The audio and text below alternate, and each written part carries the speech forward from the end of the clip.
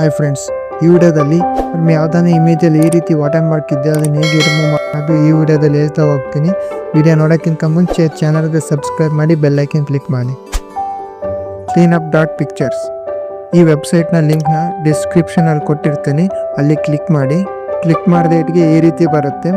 ನೀವು ಇಲ್ಲಿ ಕೆಳಗಡೆ ಸ್ಕ್ರೋಲ್ ಮಾಡಿ, ಇಲ್ಲಿ ಕ್ಲಿಕ್ ಹಿಯರ್ ಅಂತಿದೆ, ಅದ್ರ ಮೇಲೆ ಕ್ಲಿಕ್ ಮಾಡಿ. ಯಾವ ಇಮೇಜಲ್ಲಿ ವಾಟರ್ ಮಾರ್ಕ್ ಇದೆ ಅದನ್ನು ಸೆಲೆಕ್ಟ್ ಮಾಡ್ಕೊಳ್ಳಿ.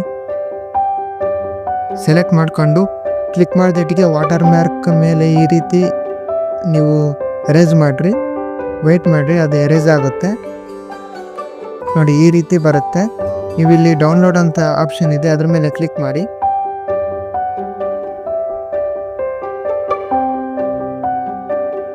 ಅದ್ರ ಮೇಲೆ ಕ್ಲಿಕ್ ಮಾಡಿದೆಟಿಗೆ ಇಲ್ಲಿ ಕಾಪಿ ಇಮೇಜ್ ಅಂತಿದೆ, ಅದ್ರ ಮೇಲೆ ಕಾಪಿ ಮಾಡಿ.